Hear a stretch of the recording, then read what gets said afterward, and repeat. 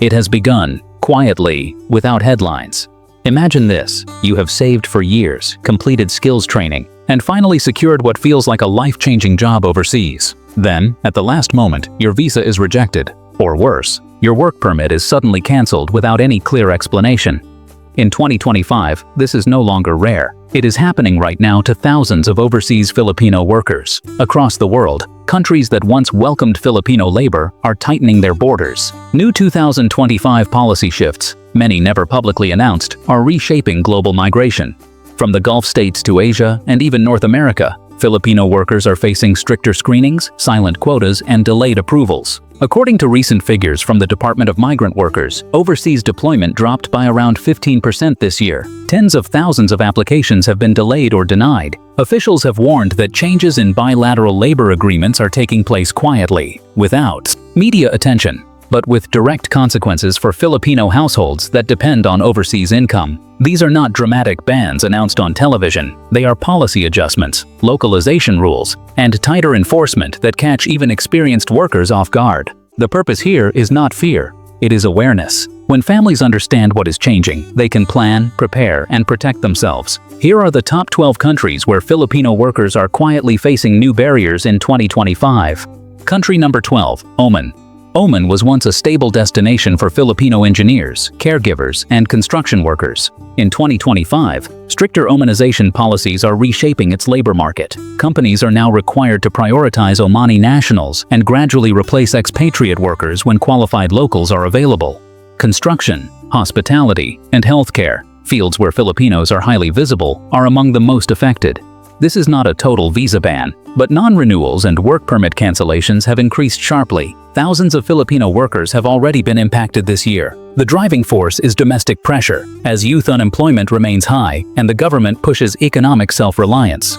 For Filipino families, the effect is deeply personal. Workers who spent years building careers in Oman now face uncertainty, while remittances back home are disrupted. Authorities advise workers to review contracts carefully and follow official labor updates before accepting new offers. Country number 11, Bahrain. Bahrain introduced strict workforce caps in 2025, limiting how many foreign employees companies can hire. Expatriates must now remain a minority of the workforce, sharply reducing opportunities for new Filipino applicants. Domestic work, oil services, and healthcare have been especially affected. Although not labeled a ban, the impact is clear. Visa approvals have slowed, renewals are denied, and many workers are returning home earlier than planned. The policy reflects Bahrain's effort to manage unemployment and rising social pressure. For Filipino households dependent on Bahrain-based income, sudden job loss creates financial and emotional strain. Government agencies now advise exploring alternative destinations and upgrading skills aligned with global demand. Country number 10, Qatar. After the World Cup, Qatar expanded localization requirements. In 2025, companies above certain sizes must meet national employment quotas, particularly in engineering, logistics, and service sectors. As a result, new overseas hiring, including Filipino workers, has declined. The policy supports young Qataris entering the workforce as the country shifts away from large infrastructure projects. While diplomatic relations remain stable, Filipino workers face contract non-renewals and job reclassifications. Many OFWs who once had secure employment now face repatriation or delayed deployment. Authorities recommend close coordination with labor offices before finalizing contracts. Country number 9, United Arab Emirates. The expanded its emiratization program in 2025, requiring private companies to meet minimum Emirati employment percentages. Until these quotas are fulfilled, new work visas are restricted. Hiring has slowed in healthcare, information technology, and tourism, industries where Filipinos play a key role. This policy is part of a long-term national strategy and is not aimed at any single nationality. Still, Filipino workers experience delayed approvals, sudden layoffs, and uncertainty around renewals. With the being a major source of Philippine remittances, even small disruptions create wide ripple effects back home. Country number 8, Saudi Arabia. Saudi Arabia's Vision 2030 reforms continue to transform labor migration.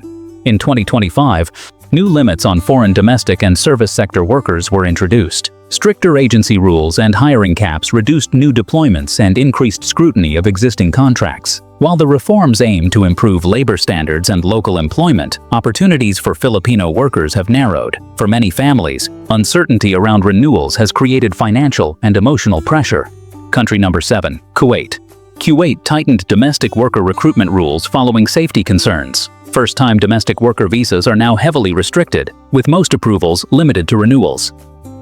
Enhanced screenings and policy reviews have slowed deployment. Although intended to improve protection, these measures reduced job availability and increased cancellations. Many Filipino workers now face limited choices. Country number 6, Lebanon. Lebanon's economic and security crisis has effectively halted overseas employment. New deployments are suspended, and many Filipino workers have been advised to return home due to safety risks. Visa cancellations left families uncertain. Instability, not policy hostility, drives the situation. Worker safety remains the priority, with continued evacuation advisories. Country number 5, Jordan. In mid-2025, Jordan temporarily halted deployments due to airspace disruptions and security concerns. Even workers with valid contracts were affected, leaving many stranded or forced to return home. While Jordan remains relatively stable, regional tensions have complicated labor mobility and trust. Country number 4, Iran. Geopolitical tensions and internal instability led Iran to suspend new foreign employment in 2025. Filipino caregivers and service workers faced visa revocations and canceled deployments. The situation remains unpredictable, and authorities continue to advise against employment there. Country number 3, Israel. Ongoing conflict led Israel to restrict new foreign worker deployments. Filipino caregivers already in the country face continued security risks. While new applications remain suspended, worker safety remains the central concern as conditions stay volatile. Country number 2, South Korea. South Korea paused expansion of certain foreign labor and caregiving programs in 2025. Policy reforms and labor condition complaints resulted in deportations and reduced hiring. While demand remains, authorities are reassessing how foreign workers fit into long-term workforce planning. Country number 1, United States. In 2025, stricter visa screening, longer processing times, and increased enforcement affected Filipino professionals in the United States. Nurses, engineers, and skilled workers face higher rejection rates and growing uncertainty. The focus is domestic labor protection and national security. While not a ban, the environment is significantly more restrictive for new applicants and even some long-term residents. As 2025 unfolds, one reality is clear: global migration is entering a more controlled era. For Filipino workers, this means fewer guarantees, but a greater need for preparation and adaptability. Overseas employment still supports millions of Filipino families, but sustainability now depends on skill upgrading, diversification, and attention to official advisories. Emerging markets, remote work, and reintegration programs are becoming critical options. Staying informed is no longer optional. Verify recruitment channels, monitor government updates, and prepare backup plans. Filipino resilience has always turned uncertainty into strength. The question is no longer whether overseas work will continue, but how it is changing and how prepared we are to face that change together.